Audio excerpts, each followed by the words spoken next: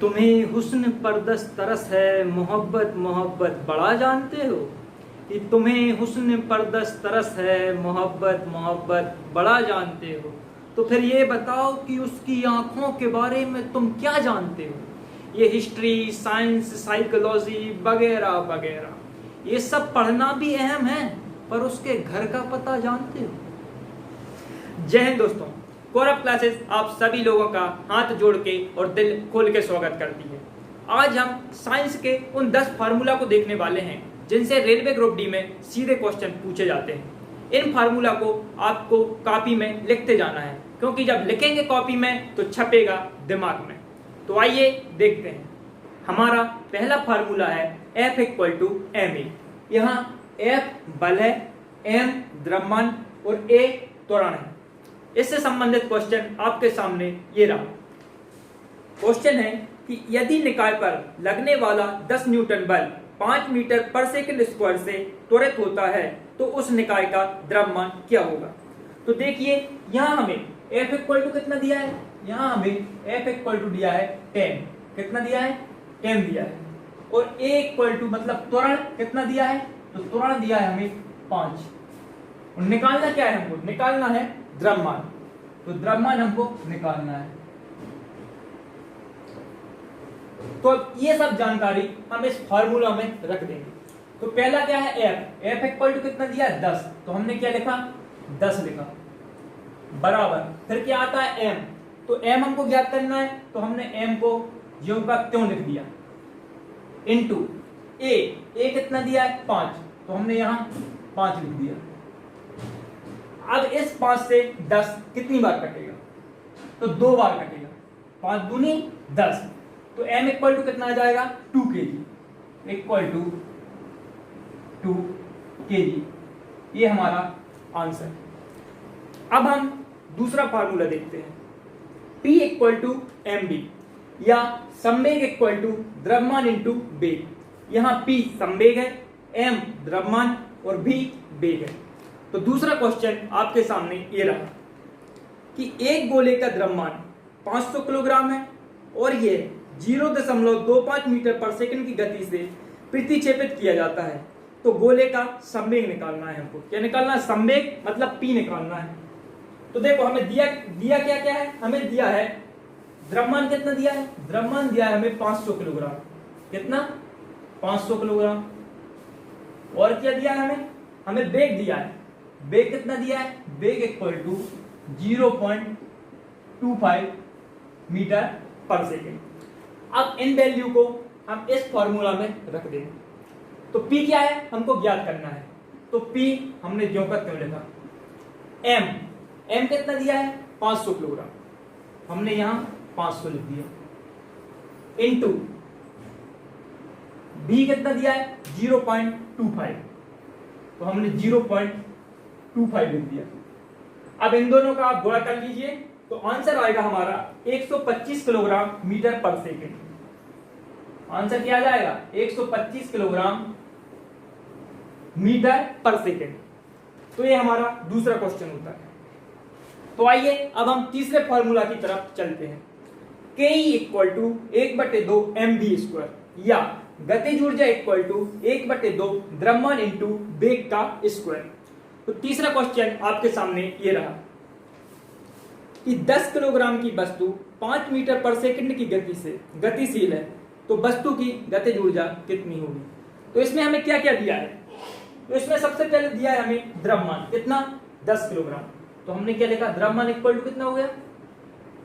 10 kilogram. उसके बाद वस्तु 5 मीटर पर सेकंड की गति से गतिशील है, तो वेग क्या दिया है? 5 मीटर पर सेकंड। तो वेग लिख लिया हमने 5 मीटर पर सेकंड। और हमें ज्ञात क्या करना है? ज्ञात हमें गतिज ऊर्जा ही करनी है। तो इन वैल्यू को इस फॉर्मूला में हम रख लेते हैं। तो पहले क्या? Ke ये हमें ज्ञात करनी है। Ke मतलब गतिज ऊर्जा = क्या? 1/2 लिखा हमने। M कितना है? 10 किलोग्राम। 10 किलोग्राम लिखा हमने। V² मतलब 5, तो 5 का स्क्वायर। तो 5 का स्क्वायर कितना होगा? 25। V = क्या है? 5। यहाँ हमें V का स्क्वायर करना है, इसलिए यहाँ 25 लिखा। तो 2 से 10 कितनी बार कटेगा? 5 बार, 2 पंजे 10। तो आंसर कितना आ जाएगा? 25 पन 125। आंसर आ जाएगा हमारा 125। अब हम कार्य के इन 3 फार्मूला को देखेंगे। तो पहला फार्मूला है हमारा W = mgh। अब ये ध्यान रखना कि W जब कार्य पूछे तब भी यही फार्मूला लगेगा और जब स्थितिज ऊर्जा पूछे तब भी यही फार्मूला लगने वाला है। तो W = क्या है? कार्य या स्थितिज ऊर्जा। M = द्रव्यमान, G = गुरुत्वीय त्वरण और H = हाइट या ऊंचाई। तो इससे संबंधित पहला क्वेश्चन आपके सामने ये रहा। क्वेश्चन है, जमीन से 20 मीटर की ऊंचाई पर रखे गए 10 किलोग्राम द्रव्यमान की स्थिर वस्तु में कितनी ऊर्जा होगी? तो इसमें स्थितिज ऊर्जा पूछा है। तो आइए देखते हैं इसमें क्या क्या दिया है। तो जमीन से 20 मीटर की ऊंचाई, तो हाइट कितनी दी है? हाइट दी है 20 मीटर। कितनी दी है? 20। उसके बाद द्रव्यमान कितना दिया है? 10 किलोग्राम। 10 किलोग्राम। और जी गुरुत्वीय त्वरण का मान है 10 मीटर पर सेकंड स्क्वायर। कितना? 10 मीटर पर सेकंड स्क्वायर। अब इन मानों को हम इस फॉर्मूला में रखेंगे। तो हमारी कार्य या स्थितिज ऊर्जा बराबर m, द्रव्यमान कितना दिया है? 10, तो हमने 10 लिखा, इंटू g, गुरुत्वीय त्वरण कितना दिया है? 10, तो फिर हमने 10 लिखा, इंटू हाइट, हाइट कितनी दी है? 20। हाइट कितनी दी है? 20। तो इन तीनों का आप गुणा करें तो कितना आएगा? 10 दाम 100 और 20 इंटू 100 कितना हो जाएगा? 2000। ये हो जाएगा 2000 जूल। कितना? 2000 जूल। अब लेकिन ऑप्शन में 2000 जूल नहीं है, तो एक नोट आप लिख लीजिए कि 1 किलो जूल बराबर 1000 जूल होता है। कितना? 1 किलो जूल बराबर कितना होता है? 1000 जूल। तो 2 किलो जूल बराबर कितना होगा? 2000 जूल। तो इसका आंसर होगा 2 किलो जूल। कैसे समझे? क्योंकि 1 किलो जूल बराबर 1000 जूल होता है, तो 2 किलो जूल बराबर 2000 जूल होगा।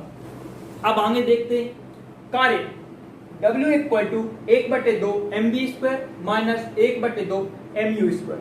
यहाँ W कार्य है, m द्रव्यमान है और ये v है, ये अंतिम वेग है और u क्या है? प्रारंभिक वेग है।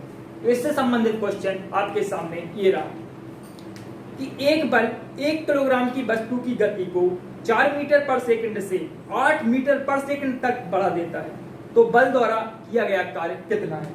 तो देखिए यहाँ क्या दिया है। सबसे पहले 1 किलोग्राम, तो द्रव्यमान कितना दिया है हमें? द्रव्यमान दिया है 1 किलोग्राम। अब वस्तु की गति को 4 मीटर पर सेकंड से, तो प्रारंभिक वेग कितना हुआ?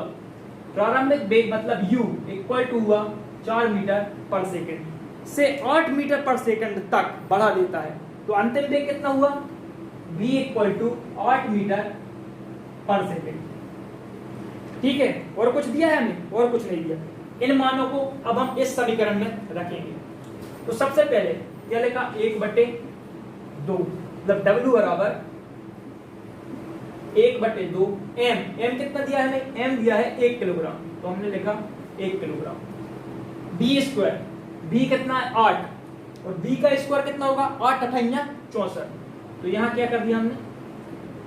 64 कर दिया, माइनस, तो माइनस का निशान लगाया। 1/2, 1/2 m कितना दिया है? 1 किलोग्राम, तो यहाँ लिखा 1 किलोग्राम।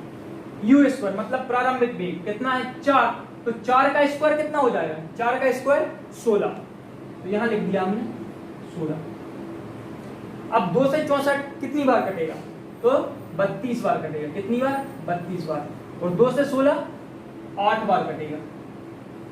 ठीक है, तो यहाँ कितना बचा? 32 बचा, और यहाँ कितना बचा? 8 बचा। जब 32 में से हम 8 घटाएंगे तो कितना बचेगा? तो बचेगा 24। कितना बचेगा? 24। तो ये 24 हमारा आंसर होगा। आया समझ में?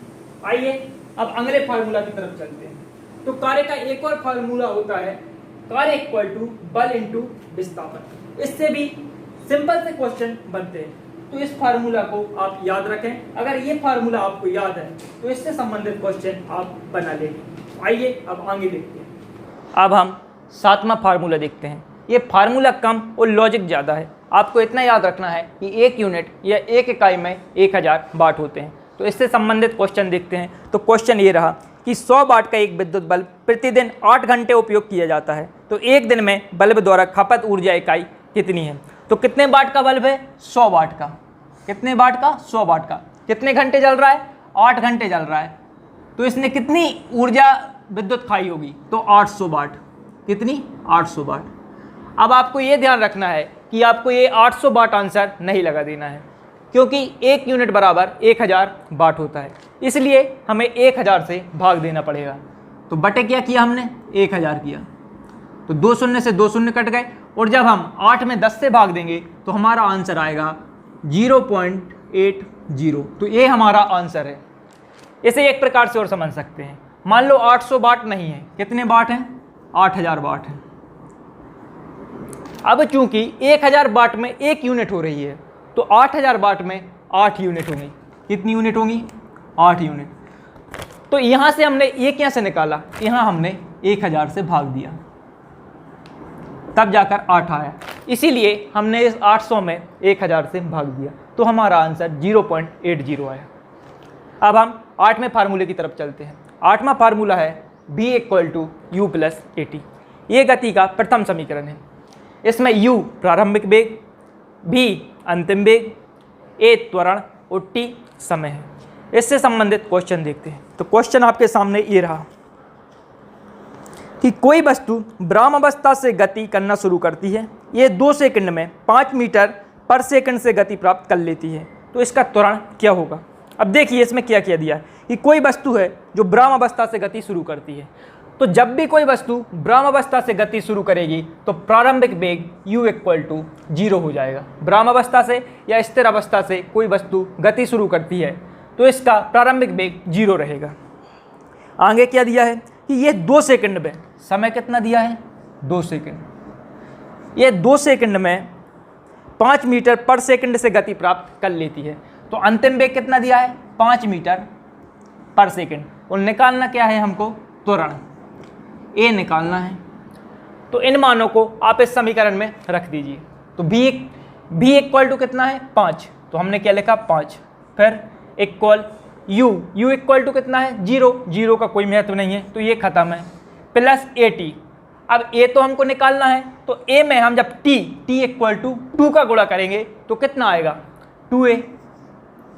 कितना आएगा, 2A। और ये 5 2 से कितनी बार कटेगा, तो ये 5 2 से 2.25 बार कटेगा। कितनी बार, 2.25 बार कटेगा। तो आपका त्वरण आया 2.25 मीटर पर सेकंड स्क्वायर। आया समझ में। नेक्स्ट देखते हैं। नेक्स्ट फार्मूला है अपना S = UT + ½ AT²। अब इसमें आपको ये ध्यान रखना है कि ये जो S है ये दूरी है। क्या है, दूरी।